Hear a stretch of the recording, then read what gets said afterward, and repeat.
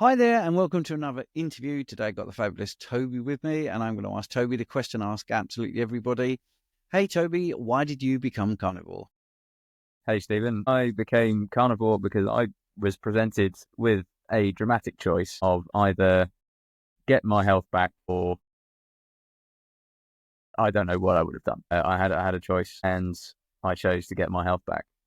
Um, it kind of goes way back to when I was a kid. I kind of grew up quite a sick kid. I was probably fed antibiotics quite early on in life. I was delivered by C-section, so they automatically tend to put you on a course of antibiotics, and I was a pretty ill child, so ended up on quite a lot of antibiotics through my younger years. Developed a lot of food allergies as a result in the first few years of my life, which I dealt with all the way until now, kind of with fear of eating out and really struggling in today's society with eating and wondering how I was gonna have a social life or anything like that.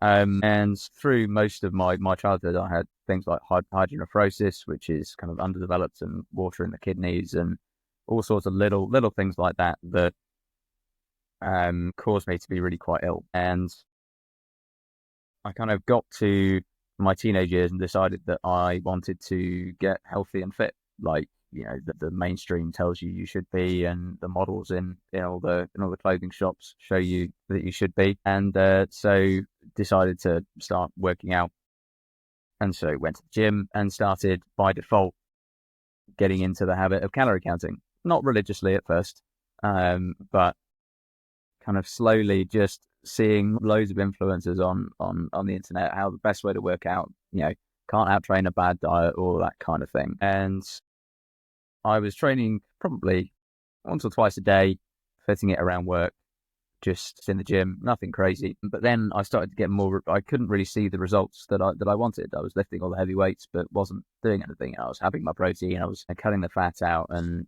nothing was really working. So I did that for about a year and a half and didn't see any results. And then I changed jobs. And at the end of that, it was quite a stressful period, and we went out for a big meal, and I kind of got rather drunk. And the next day I was in A&E with really serious bowel contortions. It was really weird. It was like my intestines were literally turning themselves in somersaults. It was probably the most serious pain I've ever had in my life. I was vomiting anything I had. So whether it was water, food, whatever, it was coming straight back up within 30 seconds to a minute. And it was just the worst pain I've ever experienced in my life. So I went to A&E, and they operated on me to try and see if there was an obstruction or anything that was kind of blocking anything, and they couldn't find anything. So they had a good rummage around. And by the time I was out the operating theatre, I'd kind of gone down to a normal size because there'd been lots of inflammation and swelling, and was no longer in pain, and woke up and I felt absolutely fine. A few days in hospital, and went home, kind of carried on doing what I had been doing before, thought nothing of it. And so, but this time I went worse. I thought I've clearly done something. I'm not working hard enough. I'm not well enough. So I'm going to punish myself a bit more. So I would get up at 5 o'clock in the morning, do 5 to 8 kilometers in the morning, first thing, come back, have some kind of porridge and protein powder that I'd weighed out and stuck in the fridge the night before. And then I'd have, that was about 8 o'clock. And then midday, I'd have some sardines on bread that I'd baked, and going down the whole grain rubbish. And then in the evening, I'd have bolognese and kind of low carb, high protein pasta, whatever the hell that means. And I kind of thought I was doing the best thing, and I suffered from body dysmorphia. So I would look at myself in the mirror and genuinely think I was, I was really, really unhealthy, and that I needed to lose weight. So that, combined with calorie counting, led me down the road of seriously restricting eating. I could work out really, really well. I could do a fairly decent 5K time, but I was still getting myself into a 1,000 calorie a day deficit, which was not good at all. I kind of slowly, I think my body decided to start shutting down. I got to a point where I had this one, what I thought was a roll of fat on my body that I could not shift at all. And I kind of, cut to the point where I was barely eating anything at all. And I go to bed hungry just to try and get rid of this one little bit of fat to get some abs, because that's all I really wanted as a younger guy. I wanted abs and wanted to roll around on the beach with a six pack, but it wasn't despairing. But part of that was every month I had, just for a night, a flare up of the same gut issue I had in the previous 6 months. So once a month, pretty much religiously, it would flare up. I would feel absolutely terrible for the entire night, be sick, kind of really, really struggling. And then it would resolve itself by morning. I wouldn't get any sleep, but it would be absolutely fine. So it got to a point where pretty much this time last year was my final one where I said, no, do you know what? I cannot continue with these pains, this cycle of not knowing what is doing this to me. So I decided to look at what could be causing all sorts of inflammation in my gut, and came across kind of low FODMAP diets, and I was looking at everything, whether it be raw vegan or anything that would come up, and lo and behold, the algorithms brought up carnivore, and a load of different, like Sean Baker, I think, was the first one that cropped up, and then others alongside, Saladino and Chafee and yourself, Richard Smith, and kind of I was effectively faced with a choice: is either stay as I am and stay, getting these flare ups and feeling really terrible, or make a change. And how I made that change was, it's either, okay, go fully vegan or go fully carnivore, and I couldn't face eating vegetables for the rest of my life. So I was like, do you know what? I don't mind a steak. I'll go and eat steak.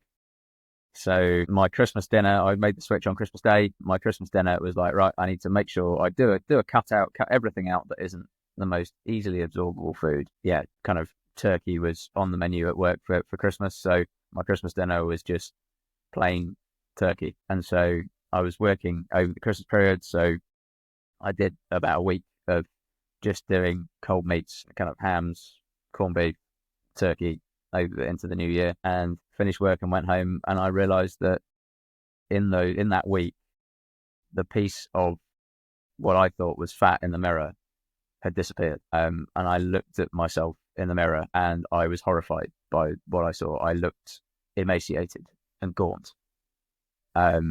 What I saw was all the inflammation that my body had been producing to try and keep me alive had disappeared in a week, and I looked anorexic. It was horrendous. And I decided from that, right, no, I need to really refeed myself. Then went into more research about the lack of nutrition in a lot of what I was doing, and the science behind calorie counting, and the realities of what happens if you cut calories sufficiently. And yeah, since then there's been a bit of a journey on carnivore. It was the most amazing initial experience. As I say, I felt a million times better in the first week. My mental clarity was insane. It was like, people use the analogy of the fog lifting, but it really, really was. I realized how normal life was as if walking through a soup before, and all of a sudden positivity, energy was brilliant. It was euphoria. And as a kid, my parents used to have to try and disguise meat in anything that they could to try and get me to eat it, whether it was fish fingers or fish cakes or burgers or sausages or whatever. But suddenly I found I could eat a steak, and my God, it tasted incredible. I came home to my mum's house for New Year, and this was my first kind of experience of proper carnivore, and I went and had an enormous tomahawk steak, about 1.5 kilos of tomahawk steak, and then went back for 500 grams of T-bone, and then had a dry aged ribeye on top of that, all in one meal. And it just kept tasting incredible. I'm pretty sure it's down to the fact that I'd been so nutritionally deficient for so long that I just incredible. And it's not been the easiest ride since then. I think I kind of weighed myself before I started all of this, and I was down at 52 kilos at 6% body fat, just by restriction. And I still thought I looked bad. And then, over the last year, because it's my 1 year anniversary, if you like, next week, I've gone up by 12 kilos, and on the side, a bit of body fat alongside it. I'm now sat at about 13-14% body fat. So that has been a huge adjustment over this year, because before I saw myself very differently to how I see myself now. And before, that would have always been a bad thing. But now it's a sign of health, and I feel a billion times better and have had no resurgence of anything that came before. So yeah, that's kind of a long and short of my story. Yeah, it's fabulous. And it's really nice to hear you be so honest about everything. So, one of the connections, we do coaching sessions together. So, I think this, but let's put it out there. I think, when you start eating carnivore, not only does your brain fog go, but how you see yourself is actually true. 55 kilos is underweight, 6% body fat is sort of bodybuilder sort of limits, really. And you would probably did look at yourself and think, look at this layer of fat around my belly, but you probably didn't really have that, So I think your honesty is the thing I've really liked about you since I've met you, and I met you face to face at the PHC Public Health Collaboration. It was really great to meet you. The operation, was it a kidney problem? What was the reason for the operation in the end? Have we ever got to the bottom of that? Never got to the bottom of what actually was causing it. They did scans beforehand and couldn't see anything, and they thought there might be an obstruction that they couldn't see. So they did a keyhole, and they kind of had a look around and stuck a camera in there and had a look around, and there was nothing that they could find that would cause the pain and the inflammation. That was the end of that. They kind of sent me back home having, I wasn't in any pain, and they said, right, well, if it happens again, come and see us. And yeah, I'd get those flare-ups, but it would never, I always said, if it is still there in the morning, I'll go back and get it checked out, but it never was. But for all that night, it would be, the worst pain you can imagine. Imagine your guts doing somersaults. It's just the most horrendous pain. But yeah, as you say, I think it's when you do go carnivore, there is a fog lifting. It does feel like a miracle. I know it's kind of a bit cliche to say that, and everyone goes, oh, it's not a miracle. It feels that way for sure. But I think what's important to talk about as well is it's not necessarily a miracle all of the time. So a lot of what people will say is that a lot of people get miraculous results. They get incredible weight loss in the first few weeks, or they really transform their health. But I think initially, for me anyway, the initial period was a great degree of healing and mental stability, because I used to suffer really badly with seasonal depression and obviously body image issues, but they very quickly went away when I transitioned. But with that comes other challenges, in that I then have to enable myself to view me differently, because I'm not necessarily going to look the same, because the body recomposition is phenomenal. It takes a lot of time, but it is fantastic. Yeah, and I think that's an interesting thing also, because outwardly people judge you. Because I've worked out and I have a fair bit of muscle. People might see me in a suit and think, he doesn't look particularly lean. And then I'll wear a short, this happened at the PHC, I'll wear a short sleeve shirt and they go, oh, you're actually quite muscly. So other people's perception can change as well, because when I first met you, I thought, well, pretty lean.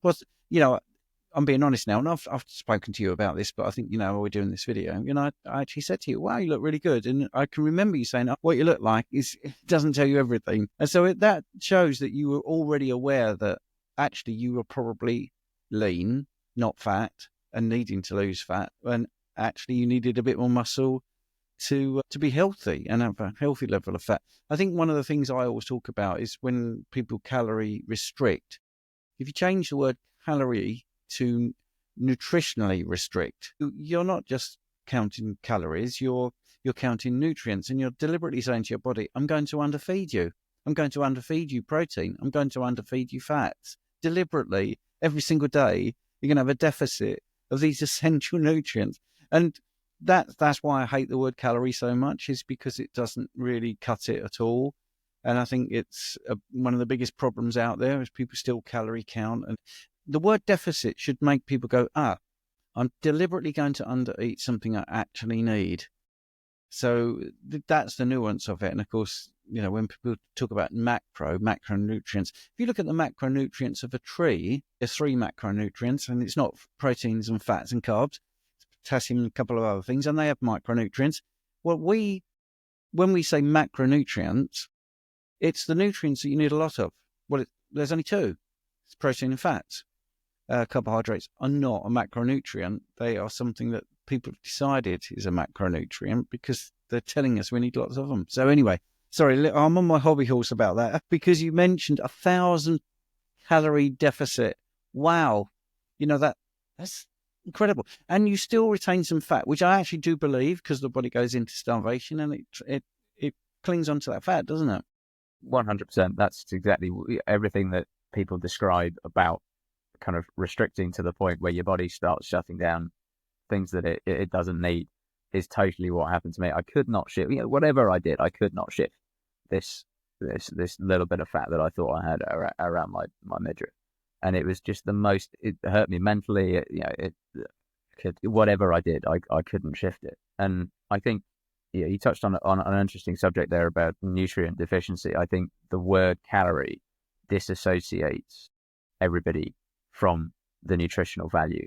I think the idea that there is something separated from the nutrition gives everybody a simple equation, because that's what we like to do. We like to resolve equations and it makes sense in our head, but really our bodies are a lot more complicated than a simple equation. I've never asked my stomach to do maths. I don't know if you have, but it doesn't really work.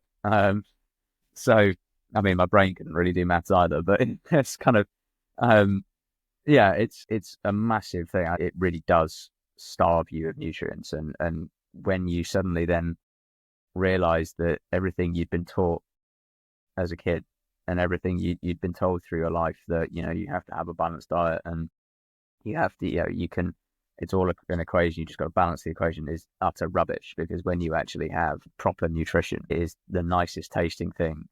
People say, how the hell do you just eat meat and salt? Because I spend most of my time on the lion diet at the moment. I have fish and seafood occasionally, but most of the time it's beef, salt and water, because that's what makes me feel the best.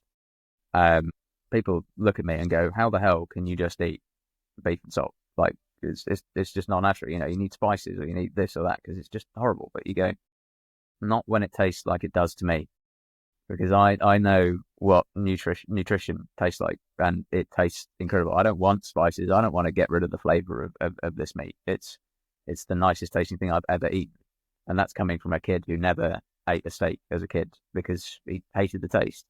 He refused to eat meat, and my mum spent hours and hours fighting with me to try and get me to eat my meat, and I wouldn't go anywhere near it if it didn't have at least a liter of ketchup spread all over it. It's like, and to go to this where all I eat is beef, salt and water, it's revolutionary, but it comes with its challenges as well. I think because I've been refeeding myself, I eat quite a lot.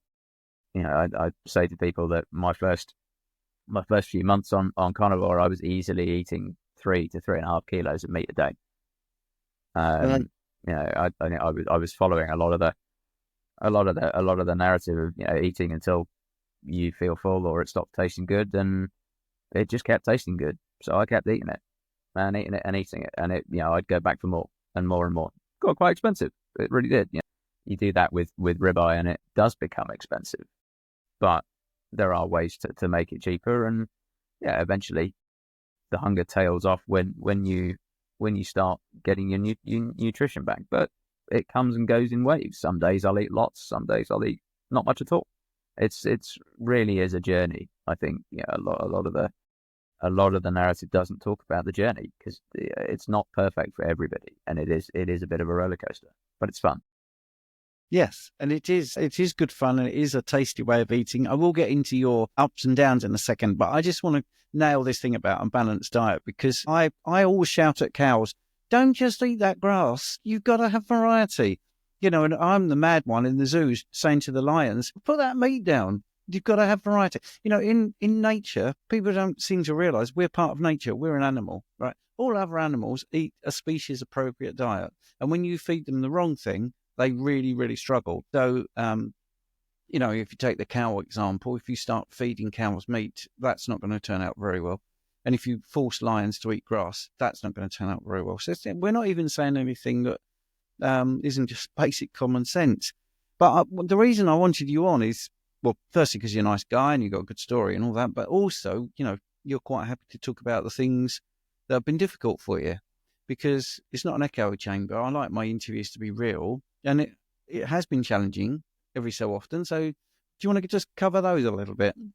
Yeah, for sure. I think going from a position of being so realistically quite lean and coming to it from a health perspective of regaining my health, that's been an interesting topic, because it's not talked about enough. I don't think the people who come at this from an eating disorder background or anorexia background, because putting on fat makes it sound like a bad thing.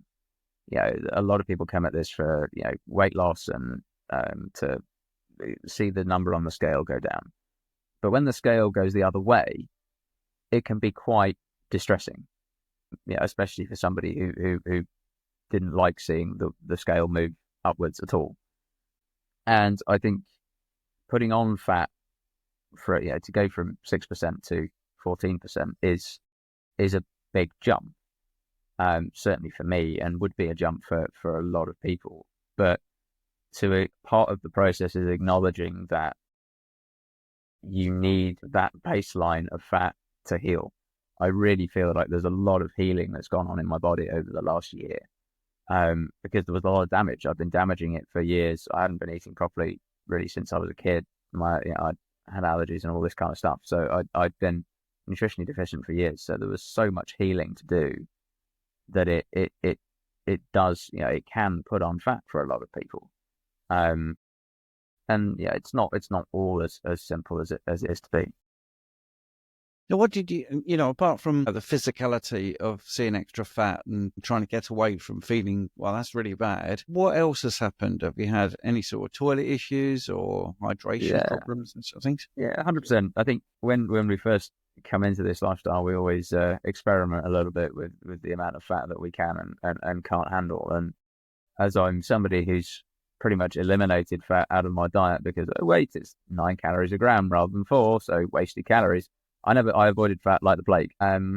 So to suddenly introduce fat in copious amounts was quite dramatic, for sure. It brings about all sorts of toilet issues that leave you running for a loo every so often if you overdo it. So yeah, for the first few months there was that, working out a fat level, waiting for my fat level to upregulate, which took a long time. So I'd say for the first 6 months at least, I was struggling with kind of trying to get anything solid, if that makes sense. And even to this day, if I do end up with too much fat, or if I undercook something like mince or something to undercook it a bit, then yeah, it might well upset me a little bit and send me running for the loo. So it's not always a miracle, and it's not miraculous. There are trials and tribulations to this, and things that it's a journey. You've got to work it out. There's no textbook that's going to tell you what your body will do to heal, and what dramatic experiences you might well experience whilst doing it. As long as you feel better and and you look better, it's incredible. Because I was gaunt as anything. I looked like a skeleton, and then to be myself again is just incredible. What about your friends and family? Have they noticed an uptick in your mental acuity and everything? Yeah, for sure. I think the biggest change that everybody else saw in me was my confidence. I think before my personality was quite reserved and quite kind of not submissive, but yeah, quite kind of self-conscious and quite nervous. But since going carnivore, my confidence has gone through the roof. I'm a totally different human. I'm much more much more focused. I can focus for hours, and as long as I've got a drive, I can go for hours on one thing, or I can, you know, really think about things before I have a conversation about things. I'm much more considered, careful. It's like viewing the world in kind of a third person. You see yourself and your interactions almost like an outer body experience. I know it sounds really wacko, but almost like an outer body experience. It really is quite an. Yeah, I actually don't think that sounds wacko. I think somebody made me laugh the other day. If you want to see the difference between a carnivore and a vegan, go and watch some vegan videos and then watch some carnivore ones, and just make your own mind up. And I think that's the thing. We're very self-aware and quite happy to, talk calmly about things and look at the science. And it does give you that ability to step back and look at the overall picture and consider other people's views. I think this is the thing. I think we're so dysregulated with our eating. Actually, it isn't wacko. It isn't weird to be able to do that. That's the right thing to be able to do, to take a step back and think, well, what's their point of view? Let's listen to it. Because even though I disagree with it, possibly they might say something that will open up my mind and I'll change my opinion. Well, I don't think that's very common. I don't think that's common in society now, for people to say, take an opinion, take a stance on it, and then listen to others and actually change or even adapt a little bit. I mean, I think that's a good thing, Toby, to be honest. And you've been very underplayed about this because, we've done a few calls. Has there been much value to having consultations then? 100%. I think in this space, it is still quite new. People like yourself who put these interviews out and success stories are brilliant, but they don't necessarily relate to every individual person. You can find themes that are very similar to your own, or very, intricate details that you might relate to. But ultimately, your journey is going to be so different to anybody else's. Everybody's experience is different on this. And coaching for sure gave me that almost shoulder to lean on, that I knew that I was doing the right thing. I think what we do is so outside of the mainstream. It's not really something you can Google. It's not, if you go and Google, help, I've had diarrhea for the past 3 days, they'll tell you to go to hospital. They're not going to talk to you about the fact that it might be that you've just had a little bit too much fat and to dial it back a bit. It's so outside of the mainstream that you sometimes need people inside the community to lean on and just check that everything is normal, and you're not doing it alone, because that, certainly from a mental aspect, is really, really important. And I'm incredibly fortunate. My mother went carnivore at the same time I did, so we've been kind of going through this together. But coaching, my experience to hers is so dramatically different, and coaching gave me that shoulder to lean on just to guide me through. Yeah, it's brilliant. And your mum going carnivore, she wouldn't do that unless she saw in you. It's working for Toby, so I think I'll give that a go. And I think Google is the bane of my life, and so is ChatGPT. I'm going to be releasing an ebook over Christmas which illustrate how ChatGPT will keep apologizing when you put it up for saying the wrong things. For instance, what's the 10 top sources of iron from, food sources of iron? It will always be everything but the best 10 sources, which of course is meat and eggs and those sort of things, because we want heme iron, not non-heme iron. So yeah, I'm glad there was some value in the consultations, and I'm glad that that's out there now, because it is sometimes so simple. You just need to drop the plants, drop the carbohydrates, eat the meat, eat the fat and all that. But your body's got to adapt. 30 years of not doing that, it's not instantly going to say, wow, this is great. So I think, thanks for saying about that. You were talking to somebody now who's on the fence about it. They're like, oh, this is another one of these non-verifiable BS stories, because I get that in the comments. I mean, you're just a guy. You're not trying to make money out of this. You're just telling me what's happened. Somebody's sitting on the fence about carnivore. What do you say to them? They're sort of, yeah, maybe I should try it. What would you say to convince them, do you think, to try it? Try it. I think that sounds such a cliche, but just try it. Start. I think there is so much fear mongering around it. Like all sorts of things. And actually, what's 30 days in the long run of somebody's life? What's a month?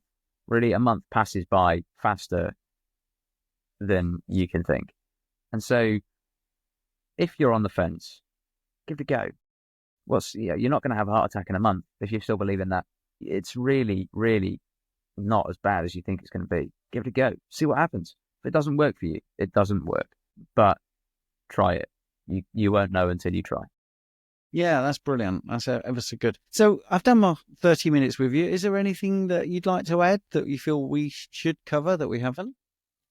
No, I think it's just amazing to get the message out there and to talk about things in such an honest and open way, especially the things that aren't quite as good as the world would have you believe, the trials, the tribulations, because a lot of the stuff out there is about the miracle responses to carnivore, which happen, but not everybody experiences that. A lot of people have troubles, and to be able to talk about the troubles and issues that some people have is a really good opportunity, and thank you very much for it. It's been my pleasure. Thank you so much.